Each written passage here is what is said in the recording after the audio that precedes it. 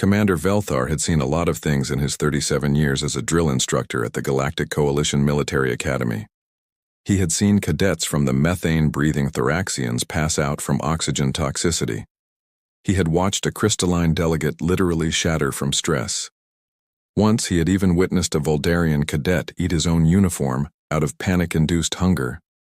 But in all those years, in all those cycles of putting bright-eyed young recruits through absolute hell, he had never seen anything quite like this.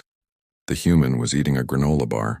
Velthar's forearms crossed simultaneously over his scaled chest as he observed the pre-deployment area. 200 cadets from 47 different species were gearing up for the Krathvor survival course, and they were gearing up the way people do when they know they are about to suffer. There was the quiet acceptance of the Zentari monks. There was the loud bravado of the Krellian warriors who would definitely be crying by hour 6. There was the methodical preparation of the Quix engineers who had apparently brought enough survival equipment to supply a small colony. And then there was Marcus Webb from Earth, sitting on a bench, chewing thoughtfully, reading what appeared to be a tourist pamphlet about the Academy's cafeteria options. "Excuse me," Velthar said, his translator chip working overtime to convert his gravelly Corthan into something approximating pleasant inquiry. "Cadet Webb, are you aware of what you are about to undertake?" Marcus looked up with the expression of someone who had been asked if he knew what day of the week it was. Mildly surprised that anyone needed to ask. "Oh yeah, the survival course thing, right? 48 hours, simulated death world conditions, builds character and all that."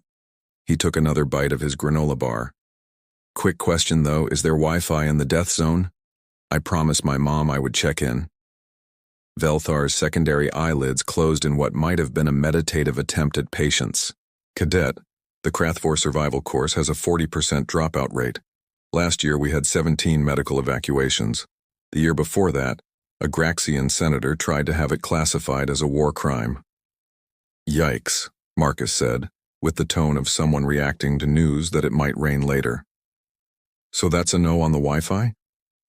Before Velthar could respond with something that was probably going to get him written up by HR, the warning klaxons sounded.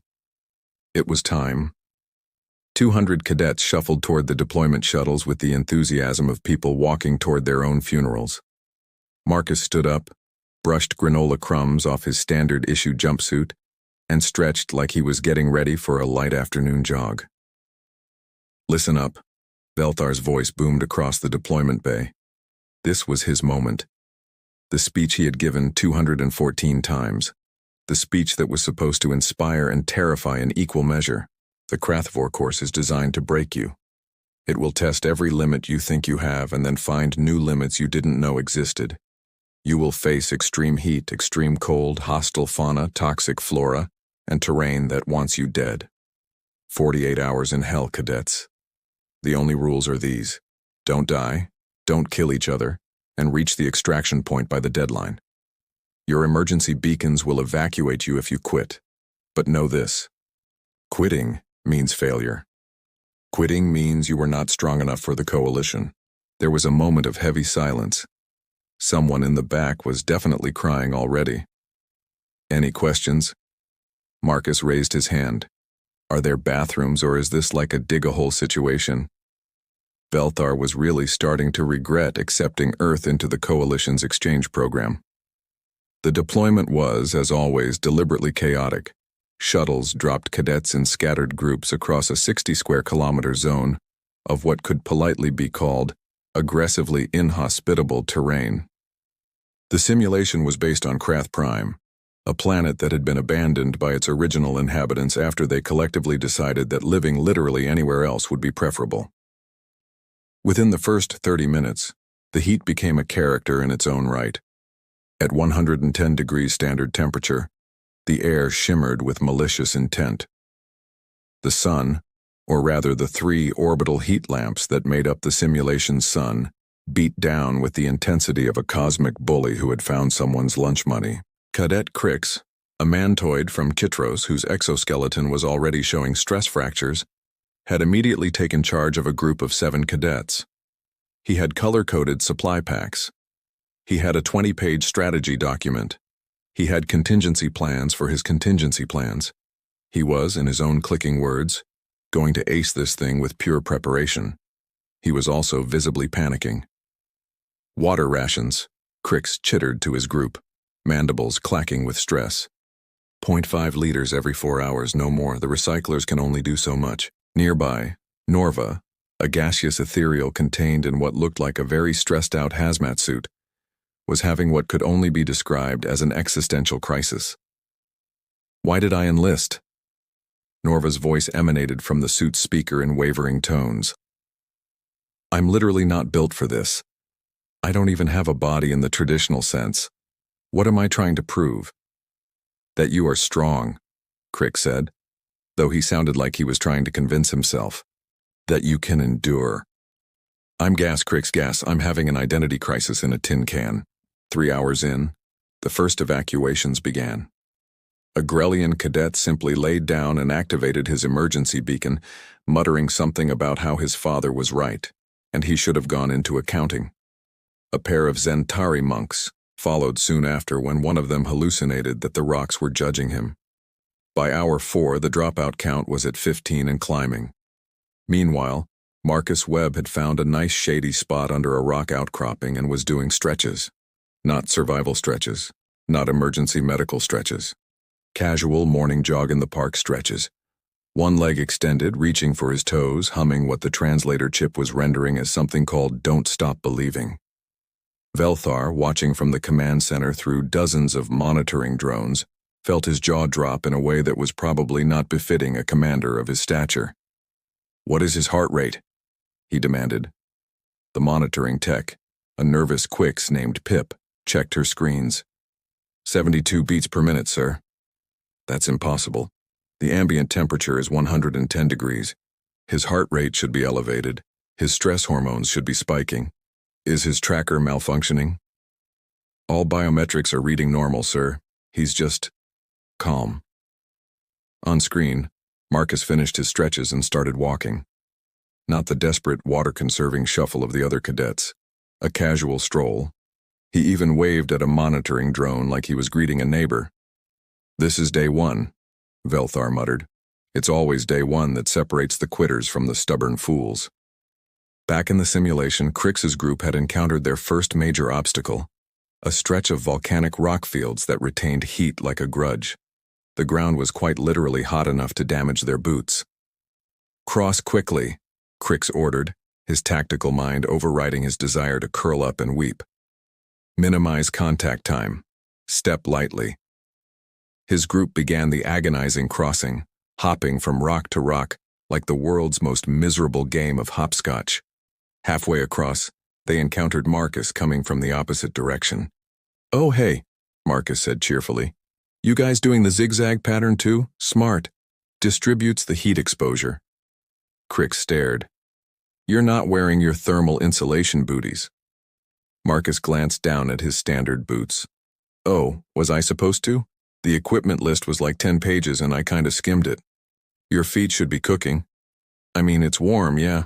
Feels like walking on a beach back home. Maybe a bit warmer. I went to Death Valley once and that was pretty toasty. Death Valley, Crix repeated slowly. Your planet has a place called Death Valley and you went there voluntarily? Oh sure, it's a tourist spot. Hottest place in North America. Gets up to like 130 degrees in the summer. My dad wanted to see it, so we made a road trip out of it. Pretty cool, actually. Well, not cool, the opposite of cool, you know what I mean.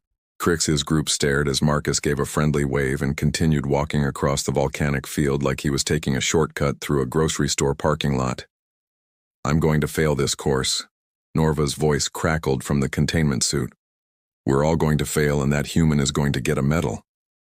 We are not failing, Crix said, though his mandibles were chattering with something that was definitely not confidence. We are prepared, we have plans. He doesn't even have his thermal booties. Shut up, Norva. Night fell on the Krathvor simulation with the subtlety of a hammer. The temperature, which had spent all day trying to cook the cadets alive, decided to swing hard in the opposite direction. Within an hour of sunset, it dropped to 14 degrees, standard, not Celsius, not Fahrenheit. Standard, which meant it was cold enough that water vapor in the air was forming tiny crystals.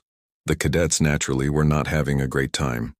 Crix's group had managed to huddle together for warmth, which sounds nice in theory but in practice meant that 7 different species with 7 different optimal temperature ranges were all equally miserable in close proximity. Norva's containment suit was vibrating with what was either sophisticated thermal regulation or the ethereal equivalent of shivering. "This is insane," wheezed a Thoraxian cadet named Brex, whose respiratory system was clearly not designed for these conditions. "How does anything survive in this?"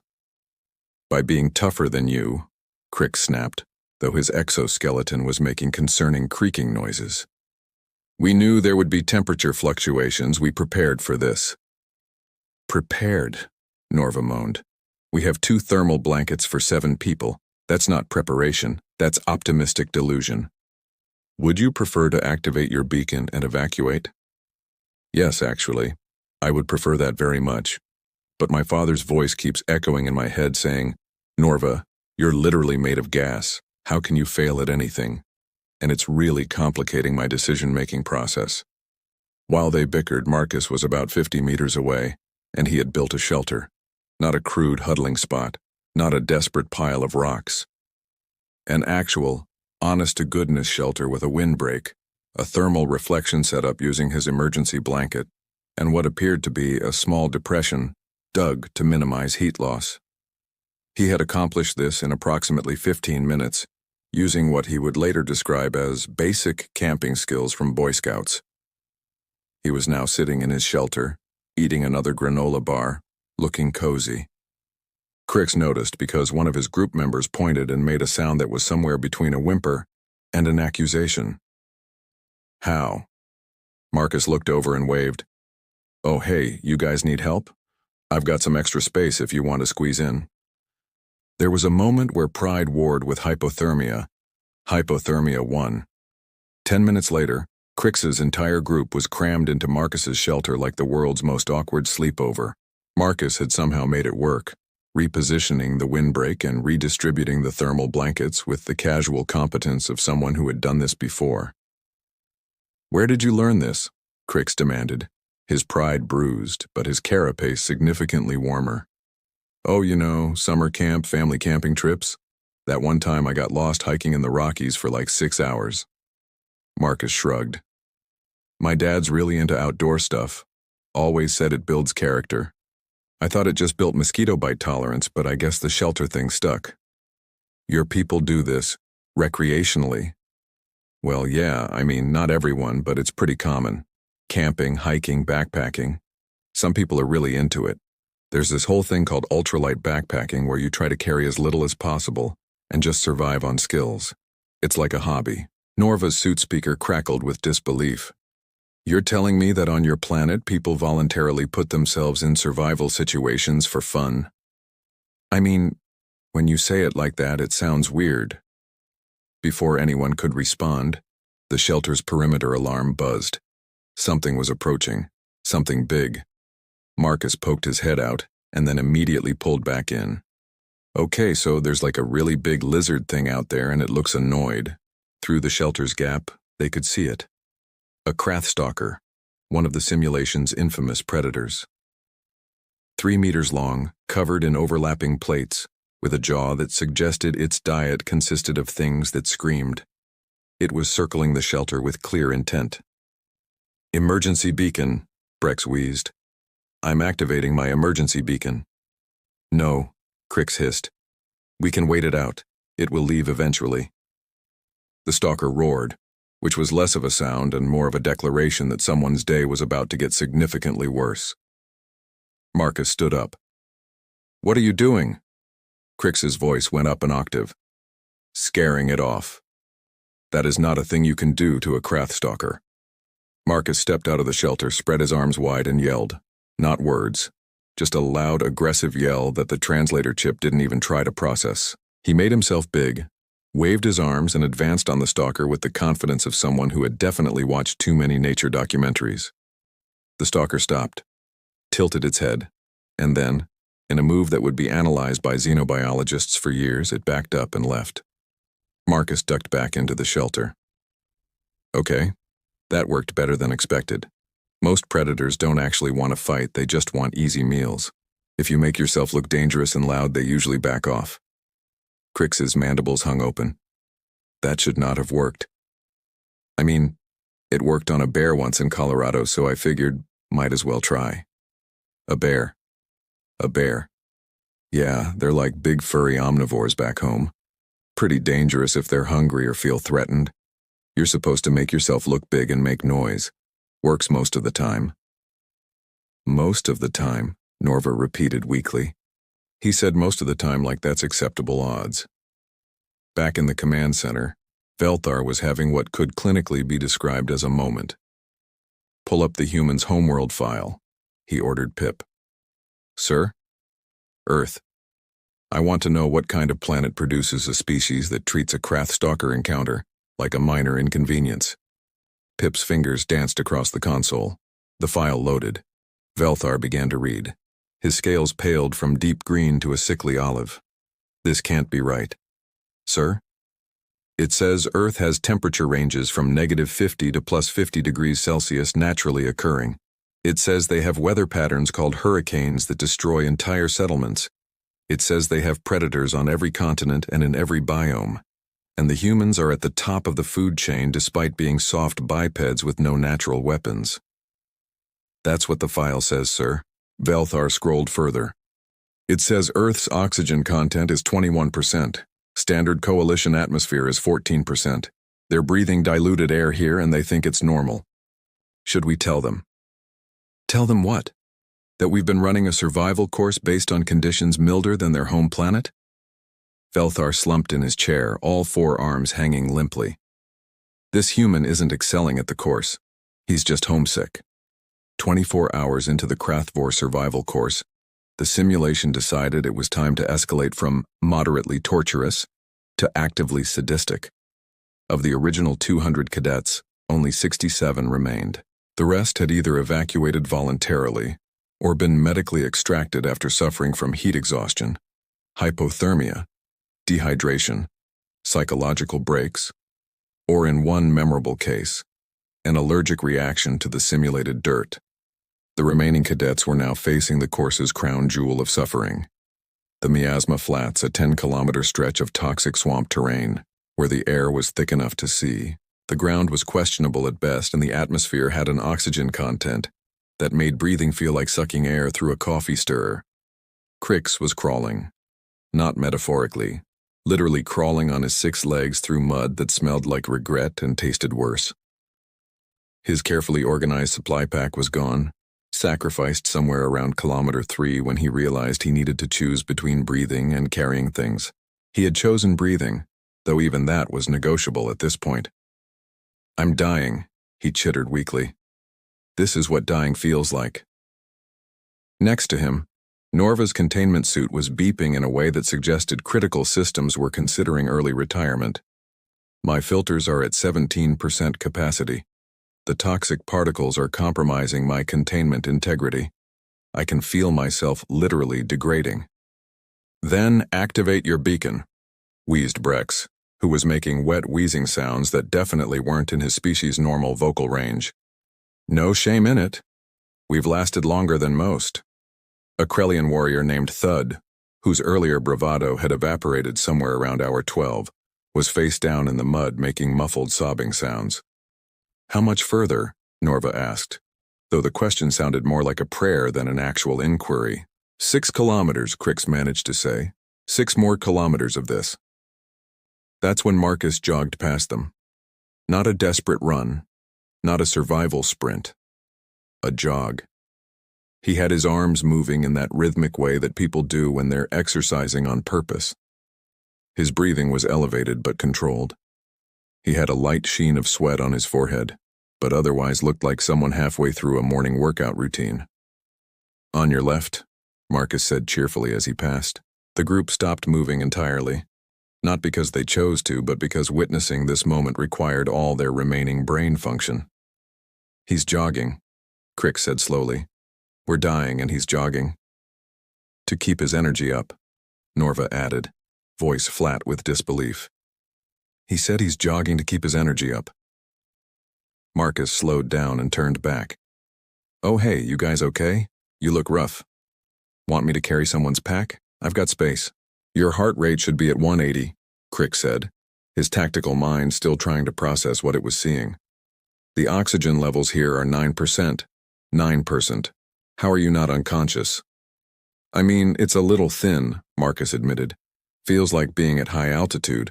I went to Peru once, saw Machu Picchu. The altitude there was pretty intense. You just gotta breathe more. Breathe more, Crix repeated. He says breathe more like we haven't thought of that.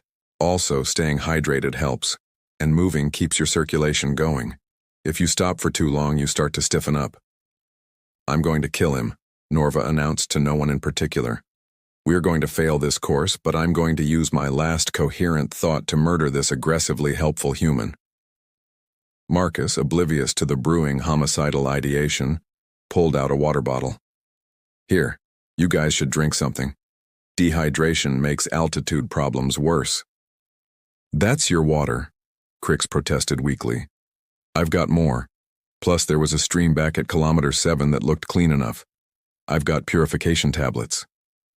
He had purification tablets. Of course he had purification tablets. Back at the command center, Velthar was no longer watching the screens. He was reading Earth's planetary file with the intensity of someone studying sacred texts. 3 other instructors had gathered around him, their various appendages pointing at different sections of the document with increasing alarm. Look at this, Velthar said, highlighting a section. Earth's gravity is 9.8 meters per second squared. Standard coalition gravity is 7.2. They've been training under increased gravity their entire lives. Instructor Corks, a hulking Grellian, leaned in.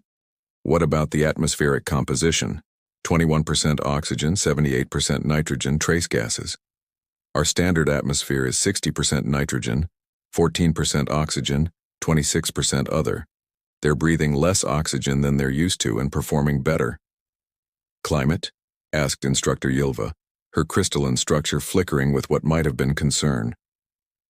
Velthar scrolled to the climate section and immediately regretted it. Temperature ranges from -89.2 to 56.7 Celsius naturally occurring. That's without factoring in their climate control or protective equipment.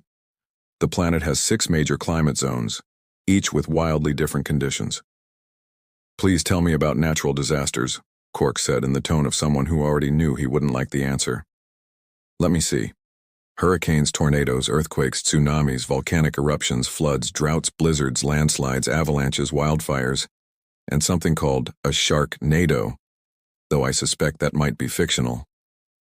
What's their death world classification? Velthar scrolled to the bottom of the file. The number sat there like an accusation. Class 12. The room went silent. Class 12 was the maximum rating. It meant a planet was actively trying to kill everything on it at all times, through multiple simultaneous means. The Krath-4 course is based on conditions from Krath Prime, Ylva said slowly. Krath Prime is Class 9. I'm aware. So we've been testing cadets using conditions that are milder than this human's home planet. Yes. And he signed up thinking it was what, a field trip? Velthar pulled up Marcus's enrollment file. His forearms went limp again. He's not even a military cadet. He's an exchange student studying xenobiology. He thought this was an elective course. On the screens, Marcus had reached the checkpoint station ahead of schedule. He waved at the monitoring drone, giving a thumbs-up gesture that the Coalition database translated as status optimal. Does anyone else think, Cork said carefully, that maybe we should reconsider Earth's threat assessment in the Coalition database? It's currently listed as non-threatening, pending full integration review, Pip supplied helpfully. Change it, Velthar ordered. Bump them up to potential extreme threat. On what grounds, sir? On the grounds that a casual exchange student is outperforming our best military cadets while treating our maximum difficulty survival course like a morning jog. Back in the Miasma Flats, Marcus had returned to Crixia's group with extra water and what appeared to be some kind of energy bar he'd been saving. Okay, so here's the thing. You guys can totally make it. It's all mental at this point. Your bodies can do way more than your brain thinks they can. You just gotta push through the discomfort. Push through, Crix wheezed. Push through the discomfort. Yeah, exactly. Mind over matter. That's what my track coach used to say. Pain is just your body's way of asking if you're sure, and you gotta tell it yes. Norva's suit speaker crackled with laughter that sounded slightly unhinged. His track coach. He has motivational advice from his track coach. We're being out-survived by motivational advice from a track coach. Coach Roberts was pretty intense, Marcus admitted. Made us run hills in the summer heat. Built character, though. Everything builds character on your planet, doesn't it? Crix asked. Pretty much, yeah. The last 12 hours of the Krathvor survival course took place on what the simulation designers called the Ascent. Everyone else called it, why did we sign up for this, the mountain. It was a 3-kilometer vertical climb through thin atmosphere, loose rock, and the crushing realization that every decision in your life had led you to this moment of suffering. The oxygen content at the base was already questionable. At the summit, it dropped to 6%, which was less of an atmospheric composition and more of a philosophical question about what constitutes breathable air. Of the 67 cadets who had made it to the mountain, only 23 were still conscious and mobile. The others had evacuated throughout the miasma flats or were currently being extracted by medical drones after various systems failures. Crix was among the 23, though calling him mobile was generous. He was moving through pure spite and the fear of disappointing his clutch mother. His exoskeleton had stress fractures in 4 places. His supply pack was a distant memory. His tactical planning document was being used as emergency toilet paper by someone back in the swamp. But he was still climbing. Norva was also technically present, though the Ethereal's containment suit was held together by hope and what appeared to be emergency tape. The suit's AI kept suggesting evacuation in increasingly desperate tones, but Norva had muted it around hour 36. I can see the summit, Crix chittered, though whether this was a statement of fact or a hallucination was unclear. That's a rock, Norva corrected weakly. You're looking at a rock 3 meters in front of us. It's a very tall rock. Crix, buddy, I think your brain is running low on oxygen. We all are. They continued climbing in silence because talking required air they didn't have. Around them, other cadets were making similarly glacial progress. A Zentari monk was crying and climbing simultaneously, which seemed inefficient, but oddly inspiring. 2 Krellian warriors were carrying each other, taking turns having breakdowns. Then Marcus appeared, descending from above. Hey guys, he said, slightly winded but coherent. Made it to the top. Figured I'd come back and see if anyone needed help. Crix stopped climbing. You summited already? Yeah, about 20 minutes ago. Took a few pictures. The view's actually pretty great. Reminds me of Kilimanjaro. Kilimanjaro. Mountain in Tanzania. Tallest freestanding mountain on Earth. Went there on a gap year thing. The altitude was rough, but the sunrise at the summit was incredible. You've climbed mountains for fun, Crix said flatly. I mean, yeah, it's pretty common. People climb Everest and stuff, though that's like really serious. You need permits and guides, and it's super expensive. Kilimanjaro was more accessible for a student budget. Norva's suit speaker made a sound like screaming, but quieter. Everest. There's a mountain on your planet so tall and dangerous it has a name and people climb it recreationally. Well, I mean, a lot of people die doing it, so it's not like super safe or anything. A lot of people die doing it, and that doesn't stop other people from trying. I mean, not really, no. Crix felt something break inside him, not physically, but spiritually. Marcus, what is your planet like? And I don't want the tourism board answer. I want the truth. Marcus sat down on a rock, apparently happy to take a break. Okay, so Earth is like objectively pretty great, but also it's kinda trying to kill you all the time. We've got extreme weather on every continent, predators that can and will eat you if you're not careful, diseases, both natural and synthetic, natural disasters that pop up with alarming regularity, temperature swings that'll fry or freeze you depending on the season. The ocean has things in it that we're still discovering, and most of them are nightmare fuel. We've got deserts, tundras, rainforests, mountains, all with their own unique ways of being hostile to human life. And you just live there? Norva asked. You just decided as a species that this was fine. We didn't really have a choice. It's our home. You adapt or you die, you know? So we adapted. We developed endurance hunting because we could track prey longer than they could run. We developed tool use because we didn't have claws or fangs. We developed complex social structures because survival was easier in groups. We basically min-maxed ourselves into being persistence predators with anxiety and opposable thumbs. The Krathvor course is based on Krath Prime, Crick said quietly. Krath Prime is classified as a Class 9 death world. Oh yeah? What's Earth classified as? Class 12. Marcus blinked.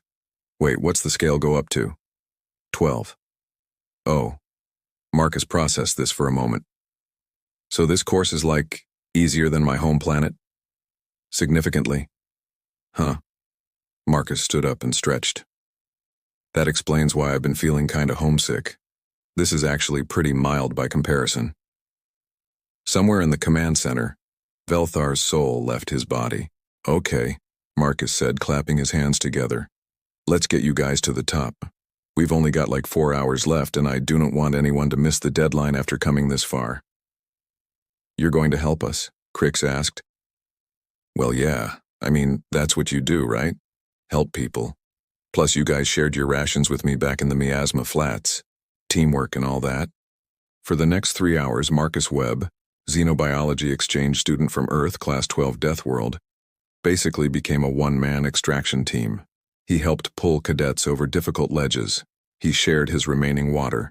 He offered encouragement that ranged from genuinely inspiring to aggressively optimistic. At one point, he literally carried a Thoraxian cadet on his back for half a kilometer, while making conversation about Earth's pretty diverse ecosystem. When Crix finally crested the summit, collapsing on the extraction platform with the energy of someone who had just completed a religious pilgrimage, he looked up at Marcus with compound eyes that held newfound respect and lingering trauma. You're insane, Crix chittered. Your entire species is insane. I mean, maybe a little, Marcus admitted, but it's the fun kind of insane. Norva's containment suit, held together by prayers and emergency sealant, plopped down next to them. If I survive this, I'm writing a thesis on human evolutionary psychology and why it explains everything wrong with the universe. Cool, Marcus said. Can I read it when you're done? 18 cadets made it to the summit before the deadline. It was the lowest completion rate in the Academy's history. Marcus took a selfie with the group, everyone looking various degrees of dead inside, and sent it to his mom with the caption, "Survived the field trip." The completion ceremony for the Krathvor survival course was traditionally a solemn affair. Cadets who finished received their completion certificates in a formal presentation, while the Academy's senior staff looked on with stern approval. It was meant to be dignified, a recognition of suffering overcome and character forged in the fires of adversity. This year's ceremony was less dignified and more of a group trauma processing session. 18 cadets stood in formation, which was generous because stood implied structural integrity that most of them no longer possessed. Crix was being held upright by a medical support frame. Norva's containment suit was literally held together with replacement parts and prayer. The Zentari monk who had cried his way up the mountain was still crying, though now it seemed more like relief than despair. Marcus stood among them, looking slightly tired but otherwise fine, like someone who had just completed a moderately challenging workout. Velthar approached the podium with the energy of someone who had spent the last 48 hours having an existential crisis. His forearms held the completion certificates with less martial pride, and more the grip of someone clutching sanity by a thread. Cadets, Velthar began, his voice carrying across the ceremony hall. You have completed the Krathvor survival course. You have faced extreme conditions, hostile environments, and the limits of your own endurance. You have earned the respect of this academy and the coalition. He paused, his eyes drifting to Marcus, who waved politely. You have also taught us something valuable about assumptions and proper threat assessment. Congratulations. The certificates were distributed. Each cadet received theirs with the solemn reverence of someone accepting a medal for surviving war. When Marcus received his, he looked at it with mild interest. Oh, cool, it's printed on nice paper. Does this come with extra credit, or is it more of a participation thing? Velthar's eye twitched. It's a certification of completion for one of the most grueling military survival courses in the Coalition cadet web. Right. Super grueling. Got it. Marcus folded the certificate carefully. So what's the next course? I've still got like 3 electives to fill this semester. Before Velthar could respond with something that would probably require an official apology later, Crick stepped forward. His exoskeleton was still cracked in 4 places, but he moved with purpose. Commander, permission to speak? Granted, Cadet Crix. Sir, I need to say something. Crix turned to face Marcus, his mandibles clicking in what might have been respect or the insectoid equivalent of a 1,000-yard stare. Cadet Webb, when this course started, I thought I was prepared. I had plans, supplies, strategies. I had trained for cycles. And then I watched you treat the worst survival scenario in Coalition military training like a casual hiking trip. I mean, it wasn't that casual, Marcus protested. I was definitely breathing hard during the mountain climb. You came back down the mountain to help us. Well, yeah, but that's just basic trail etiquette. You don't leave people behind. Crix's voice rose slightly. You scared off a Krathstalker by yelling at it. Most predators respond to threat displays. You jogged through the miasma flats. Cardio is important. You built a shelter in 15 minutes using what you called basic camping skills. Boy Scouts, man. Builds character. Crix turned back to Velthar, his voice taking on a slightly unhinged quality.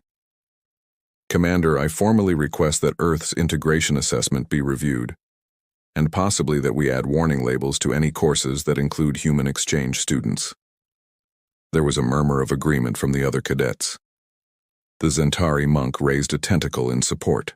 Norva's suit speaker crackled with what might have been applause or a dying battery. Velthar sighed, a sound that conveyed several decades of military experience confronting new and uncomfortable realities. Your request is noted, Cadet Crix. In fact, I submitted a formal threat reassessment for Earth approximately 37 hours ago. What classification did you recommend, sir? I recommended they be elevated from non-threatening to extreme caution, with a side note that their cadets should probably be restricted from standard training courses and given something more appropriate to their physiology. Marcus raised his hand. Question. What kind of courses would those be? Velthar pulled up his datapad, scrolling through what he had researched during Marcus's casual destruction of the survival course. According to my research, Earth has something called ultramarathons, where humans run distances exceeding 100 kilometers through deserts. You have competitions where people swim in freezing water. You have individuals who free climb vertical rock faces without safety equipment. You have a sport called rugby that appears to be sanctioned violence with a ball involved. Oh yeah, rugby's pretty intense, Marcus agreed. I played in high school, broke my collarbone sophomore year. You broke a major skeletal component and continued playing the sport? I mean, not immediately. I waited for it to heal, took like 8 weeks. Velthar closed his eyes, all of them, seeking patience from whatever cosmic force governed military instructors. Cadet Webb, I'm going to ask you a question, and I need you to answer honestly. Sure, Commander. When you enrolled in the Krathvor survival course, what did you think it was? Marcus looked genuinely thoughtful. Well, the course catalog listed it under environmental studies, and the description said something about hands-on experience with extreme conditions and survival techniques. I'm studying xenobiology, so I figured it would be good to understand how different species adapt to hostile environments. Plus, it fulfilled my physical education requirement. You thought this was a field trip? I mean, yeah, an educational field trip, with practical applications. The course description also mentioned that it was the Academy's most challenging endurance trial and had a 40% failure rate. Right, but I figured that was like, marketing, making it sound more intense than it was. Like when a syllabus says a class is really hard, but it's actually pretty manageable if you do the readings. The ceremony hall was silent except for the sound of Norva's containment suit wheezing through damaged filters. Cadet Webb, Velthar said slowly, this course is specifically designed to push Coalition military candidates to their absolute limits. It is based on conditions from one of the most hostile planets in known space. We use it to determine if cadets have the physical and mental fortitude to serve in extreme environment deployments. Oh, Marcus processed this. So this wasn't an elective? No. And the other cadets here, they're all actual military candidates? Yes. Huh. Marcus looked around at his fellow survivors, all of whom were staring at him with expressions ranging from awe to barely suppressed homicidal ideation. So when I asked if there was Wi-Fi in the death zone, that probably seemed weird, huh? Profoundly, Velthar confirmed. My bad. Probably should have read the full course description. Crix made a sound that might have been laughing or crying or both. He didn't even read the full course description. We trained for months, and he just showed up because it sounded interesting. In my defense, Marcus said, the course catalog is like 200 pages long and I had a bunch of classes to pick. I mostly just looked for things that sounded cool and fit my schedule. Velthar pulled up another file on his datapad, one he had been dreading showing anyone but felt was necessary given the circumstances. According to Earth's environmental data, your planet experiences regular temperature fluctuations that exceed anything we simulated in this course. Your atmosphere has higher oxygen content, so you've been operating at reduced lung capacity here. Your gravity is 36% higher than standard coalition gravity, meaning you've essentially been training with weights your entire life and didn't realize it. Wait, is that why everything feels kind of floaty here? I thought the station just had good anti-grav systems. That's normal gravity for most coalition species. Oh, that's actually really convenient. Makes carrying stuff way easier. Norva's suit speaker crackled. He thought the reduced gravity was a convenience feature. I'm going to decompose. I'm literally going to disperse into my component gases from the stress of this conversation. Velthar continued, driven by the need to fully understand what he had witnessed. Your planet also has multiple climate zones, extreme weather patterns, and predatory fauna across every major landmass and body of water. You evolved as persistence hunters, meaning your species literally evolved to chase prey until it collapsed from exhaustion. Yeah, we're pretty good at the long-distance thing, Marcus agreed. Humans aren't super fast or strong compared to a lot of animals, but we can just keep going. Sweat cooling is pretty efficient. Plus the whole bipedal thing helps with heat dissipation. The Krathvor course, Velthar said, his voice taking on the quality of someone explaining a joke that had gone horribly wrong, is designed to simulate conditions from a Class 9 death world. It is meant to be barely survivable. Your planet is classified as Class 12. What's Class 12 mean? It means your planet is rated at the maximum level of hostility to life. It means that by galactic standards, Earth is actively trying to kill everything on it through multiple simultaneous environmental threats. Marcus considered this. I mean, it's not that bad. We've got seasons which are nice, and most of the really dangerous stuff you can avoid if you're careful and pay attention. Plus, we've got medicine and climate control now, so it's way easier than it used to be.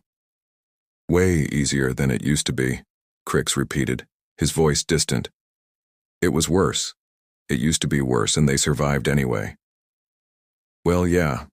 I mean, before modern medicine and stuff, life expectancy was pretty rough.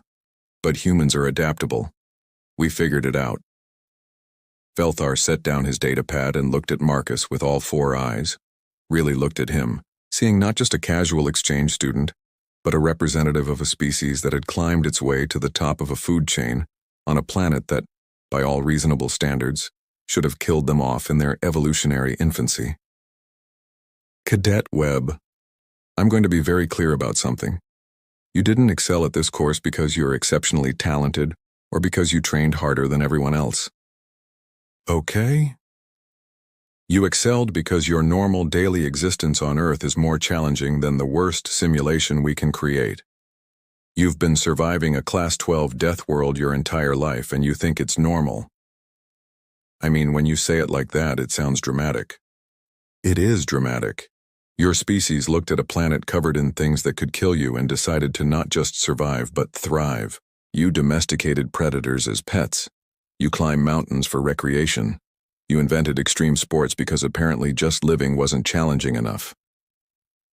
Marcus shrugged, a gesture that somehow conveyed both humility and the casual confidence of someone who had stared down a Krath stalker and won. I guess we just got used to it. You play the hand you're dealt, you know? Velthar turned to address the assembled cadets, his voice carrying the weight of new understanding. Let this be a lesson. Never assume you understand another species' capabilities based on surface observation. The human species survived and evolved on a planet that makes our worst training scenarios look mild. They are perhaps the most dangerous thing in this room, and they don't even realize it because to them this is just normal. So are humans scary? Asked one of the Zentari monks, tentacles quivering slightly. Terrifying, Velthar confirmed, but apparently very helpful and friendly about it. Marcus raised his hand again. So about that next semester, I still need to fill 2 more electives. Is there like an advanced version of this course or maybe something actually challenging? The ceremony hall erupted in various species-specific expressions of disbelief, trauma, and grudging respect. Crix turned to Norva. He wants something more challenging. I heard him. I'm choosing to believe I hallucinated it due to oxygen deprivation. This is real. This is our life now. We survived the Krathvor course with a human who thought it was easy. I need to call my family and apologize for every time I said they didn't understand my struggles. Velthar pulled up the course catalog on his datapad, scrolling through options with the resigned air of someone who knew he was about to make a terrible decision. There is one option, Cadet Webb. It's typically reserved for Special Forces training and has never been completed by an exchange student. Marcus leaned in, interested. What is it? 0G combat survival in a hostile boarding scenario. 4 weeks, no gravity, limited supplies, simulated enemy combatants. It has a 70% evacuation rate. Does it count for credit? Yes. Cool, sign me up. Somewhere in the command center, Pip pulled up Earth's file again and added a new note to the species assessment. Recommend warning labels on all training courses.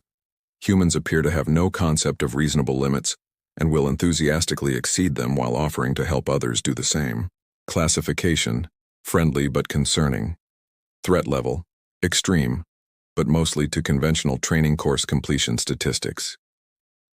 The ceremony concluded with Velthar presenting the Group Completion Award, a distinction given when cadets work together to ensure maximum survival rates. As he handed the trophy to Crix, who accepted it with shaking mandibles, he leaned in close. Next time you see a human on the course roster, you have my permission to immediately form an alliance with them. Understood, sir. As the cadets dispersed, Marcus stopped by to thank Velthar for the course. Hey, that was actually pretty fun. Thanks for organizing it. Really helped me understand how different species handle environmental stress. It was my pleasure, Cadet Webb, Velthar said, which was only partially a lie. Tell me something, though. What's the most challenging thing you've done on Earth? For context. Marcus thought about it. Probably that time I hiked the Pacific Crest Trail, 2,650 miles from Mexico to Canada. Took me 5 months. The mosquitoes in Oregon were pretty brutal. That sounds extreme. Nah, lots of people do it. There's a whole community of long-distance hikers. Some people do it every year. Marcus smiled. Earth's got some beautiful spots if you know where to look. You just gotta respect the environment and be prepared. Velthar watched Marcus walk away, waving goodbye to Crix and Norva, and made a mental note to include Earth in the Coalition's list of planets that should probably come with a warning label. Not because they were hostile, but because their inhabitants thought everything else was easy. And that, Velthar reflected as he filed his final report on the course, was perhaps the most terrifying thing of all.